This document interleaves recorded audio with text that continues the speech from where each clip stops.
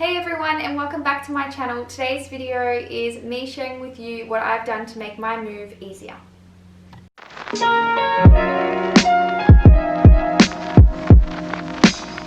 if you don't already know, we are moving back to Andy's parents. We've been renting this house for a year now, which has been great, and I'm sure we will miss having our own space, but for now this is the best option for us. So yeah, I haven't moved many times before, so these are just what I am doing. I'm no expert, so whatever works for you might be different to what works for me. Let's get into it. So the first thing that we did to start our packing situation was to start early, and by starting early we decluttered the house and made sure we only kept things that we needed. I think it's so important to do this because there's no point packing items that you aren't going to be using in your new house.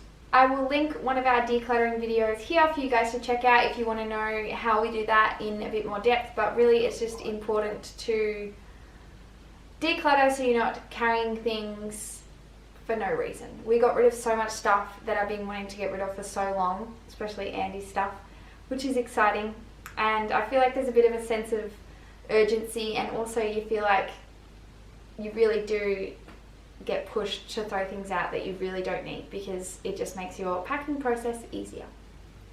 I also think doing this step early is important because it gives you time to get rid of your things that you want to get rid of, whether that be donating, selling, or just giving back to people. We had a load of stuff that we had borrowed for a party, and we finally got around to actually going and delivering those things back to those people, and if we started doing that now, we would be even more stressed than we are.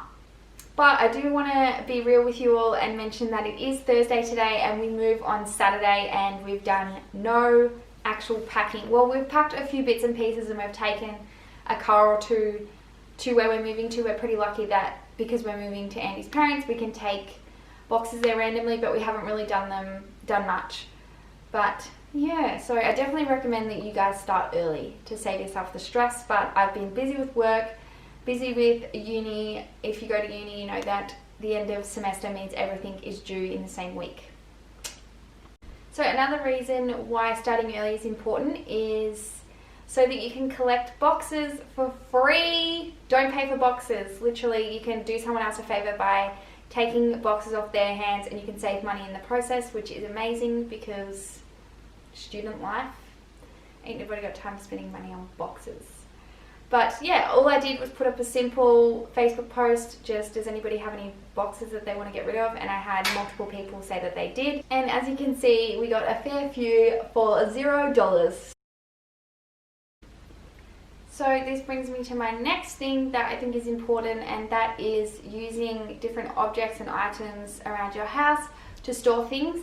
But when you do this, make sure you're still putting them in boxes. There'll be nothing worse if you're using bags to store things and then having to stack bags and other things in the van or in the truck or however you're transporting your items, and you can't play Tetris with random items. But it is just useful to use like bags, containers, if you've got containers in your bathroom cupboard, etc., etc. Just keep them all in the containers and then put them in the boxes.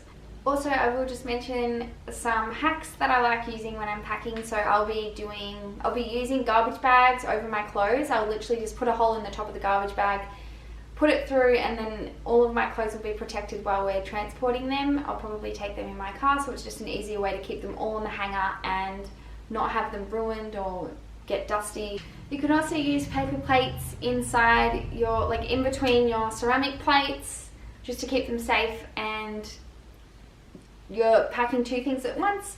You can also use garbage bags as vacuum sealed bags. There's so many around on YouTube. I'm not doing a whole video on hacks, but you can definitely check them out on YouTube. So just on the note of boxes, I will also say just make sure you don't overfill them. You don't want them to be too heavy that you can't lift. Alright, so one of my other things that I will definitely be doing and will save me so much pain on the other side of packing, which is being specific with labels. So I don't just mean writing kitchen or bathroom on one of the boxes, I mean writing exactly what is inside the box so that when you need it, you can find it immediately.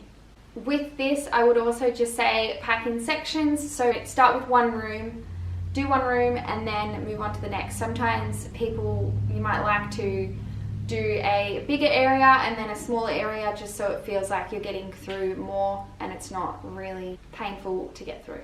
If you're moving a big house and a whole household of items, like you've got kids and everything like that, it's going to be a lot harder than what we're doing. We're moving this small house into one bedroom, so we literally don't have a lot of items, and it's just us two, so it's a bit easier.